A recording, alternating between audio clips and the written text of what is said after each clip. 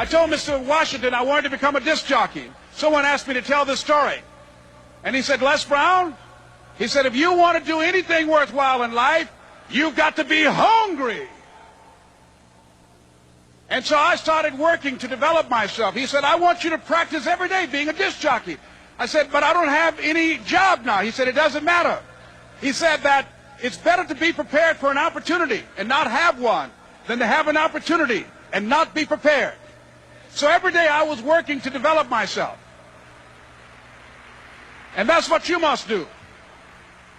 And as I was working to develop myself, I applied for a job as a disc jockey, WMB, on Miami Beach. I went to a guy named Milton Butterball. I said, how you doing, Mr. Butterball? I'd like to get a job as a disc jockey. He looked at me, he said, do you have any broadcast background? I said, no, sir, I don't. Do you have any journalism background? I said, no, sir, I don't. He said, we don't have any jobs available. I said, yes, sir. I went back to Mr. Washington and I told him. He said, don't take it personally. He said, most people are so negative, they will have to say no 7 times before they say yes. He said, go back again. So I went back again. I said, how you doing, Mr. Butterball? My name is Les Brown. He said, I know what your name is. What do you want? I said, I'd like to know whether or not you have any jobs at disc jockey, sir. He said, didn't I just tell you yesterday we didn't have any jobs? I said, yes, sir, but I know whether or not somebody got laid off or somebody was fired, sir.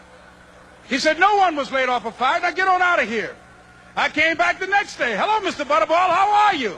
He said, fine, what do you want now?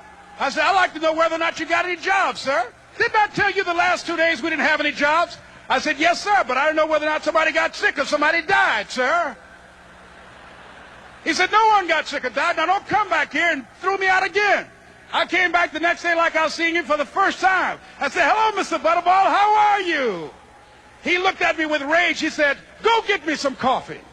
I said, yes, sir.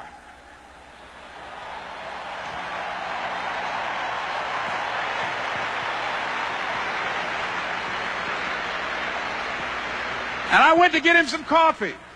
After a while, I would get their lunch and dinner, and I would go in the control rooms and take the disc jockeys their food, and I would not leave until they would ask me to leave.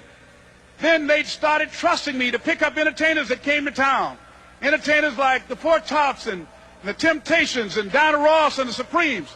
I would drive them all over Miami Beach in the disc jockeys' big long Cadillacs. I didn't have any driver's license, but I was driving like I had some.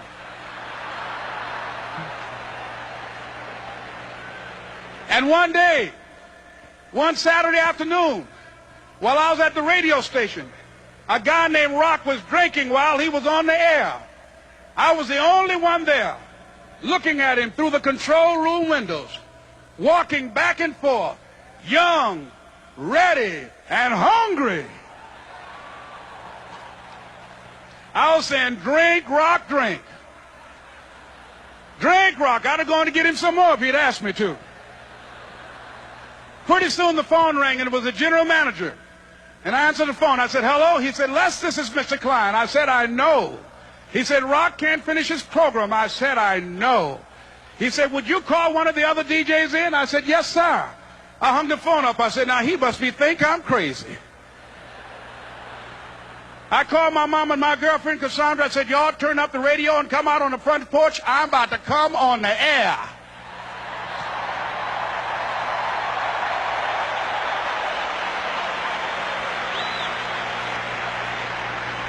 I waited for about 20 minutes, and I called him back. I said, Mr. Klein, I can't find nobody. He said, young boy, do you know how to work the controls? I said, yes, sir. He said, go in there and don't say nothing here. I said, yes, sir. I couldn't wait to get behind those controls. I put on an old Stevie Wonder record called Fingertips. I sat down behind that turntable. I said, look out, this is me, LB Triple P. Les Brown, your platter playing papa. There were none before me, and there will be none after me. Therefore, that makes me the one and only. Young and single and love to mingle, certified, bona fide, indubitably qualified to bring you satisfaction, a whole lot of action. Look out, baby, I'm your love man. I was hungry. I was hungry. You got to be hungry.